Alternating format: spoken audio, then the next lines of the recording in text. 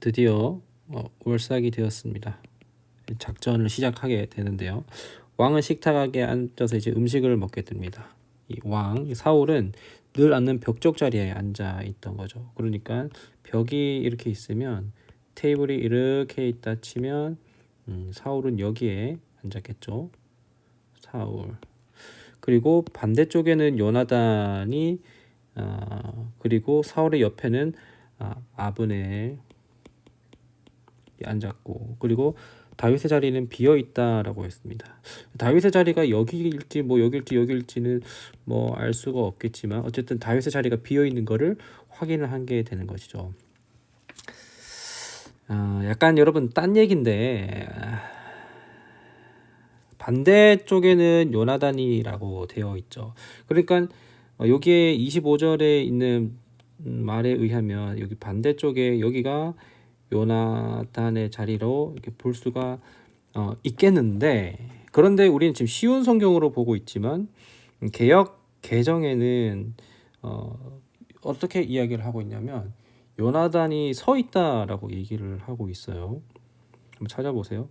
그런데 이게 영어로 보게 됐을 때는 어떻게 되어 있느냐, 여기 두 번째에 보면 이게 왼쪽이 킹 제임스 버전인데 요나단 어로우즈로 되어 있어서 요나단이 이렇게 되어 있고, 그리고 오른쪽에는 NIV인데 어퍼셋 조나단 이렇게 되어 있죠. 그러니까 킹 제임스 버전과 그 NIV가 달라요.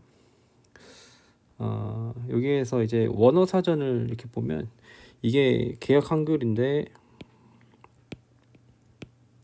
와이야콤 예호나탄 이렇게 돼서 요나단은 섰고가 이제 여기 히브리어를 이렇게 읽었을 때의 이 얘기란 말이죠.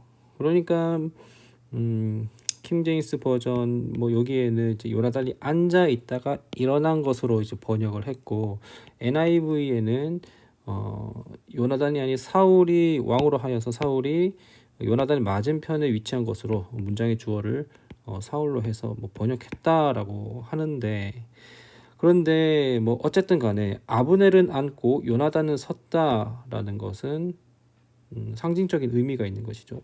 한편 뭐 꼭 이런 것이 아니다 하더라도 앉고 섰고 이것도 이제 앉고 또 섰고 이것도 뭐 의미가 있겠지만 사울의 바로 옆에는 아브넬이 있지만 반대편에 요나단이 있다라는 것도 뭔가 어쨌든 비슷한 의미를 가지고 있는 게 아닌가라는 그런 생각을 해요. 그러니까 사울은 지금 여기 옆에 요나단이 서 있다 하더라도 참 모양새가 이상하고, 반대편에 앉아 있는 것도 꽤 그렇죠. 왜냐면은 보통 오른팔 왼팔 이렇게 바로 옆에 앉아 있는 게 좋은데, 지금 요나단은 왕위를 계승해야 하는 것이 사울의 생각으로서 계승해야 되는 것이 요나단인데 반대편에 앉아 있는 것도 뭐 어쨌든 그렇습니다.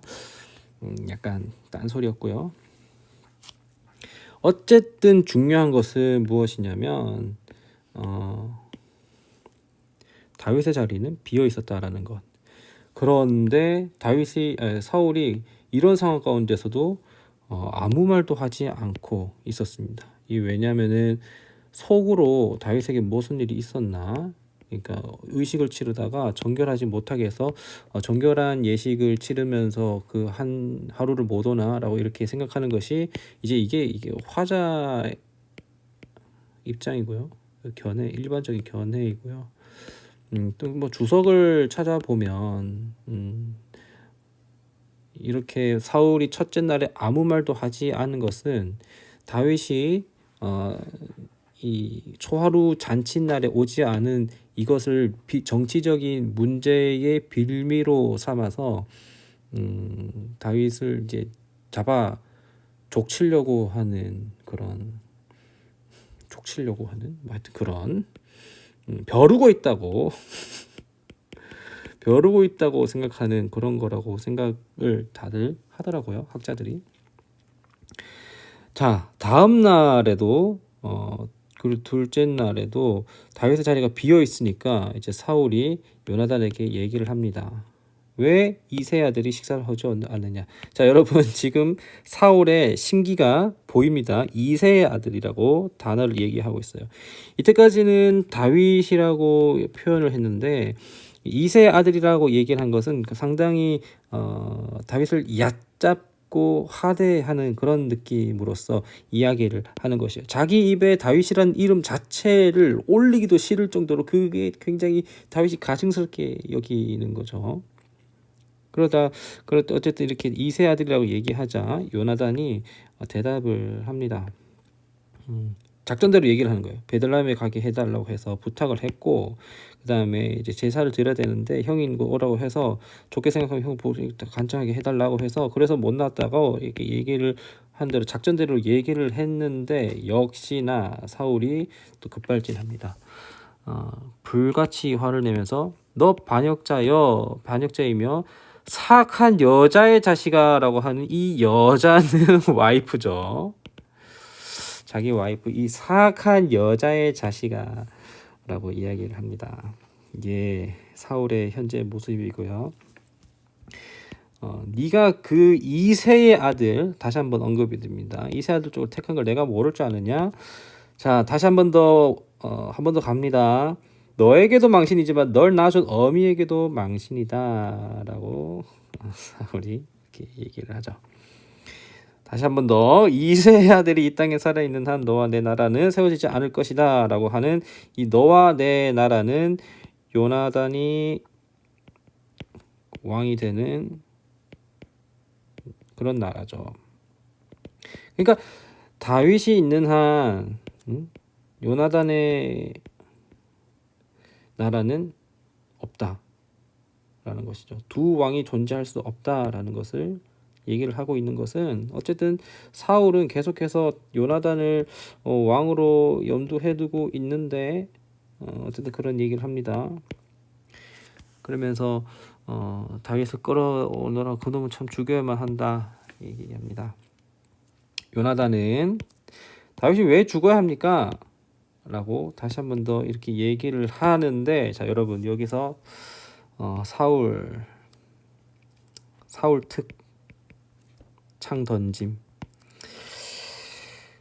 사울은 화나면 창 던집니다. 그리고 요나단까지도 이제 죽이려고 다윗에게 던졌던 그 창을 이제 요나단까지 죽이려고 합니다. 자 어쩌다가 이렇게 사울이 이 지경까지 이르게 되었을까요? 이제 요나단은 자기 아버지가 다윗을 자기도 아니고 다윗을 죽이려고 한다는 것을 알게 됐고 그리고 분노로 떨면서 요나단 아무것도 먹지 않았습니다.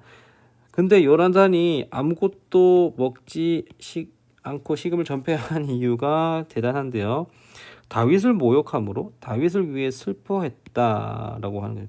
자기에게 창 던진 것 때문에 서운한 것이 아니라 그러니까 지금 사울의 요나단의 모습을 우리가 좀 볼 수 있다라는 것은 요나단은 다윗을 많이 사랑하고 있다라는 것을 보게 되죠. 하트. 그렇습니다. 이거 보면서 참 보게 되면 요나단은 육신의 아버지 사울을 따르지 않습니다. 오히려 영의 아버지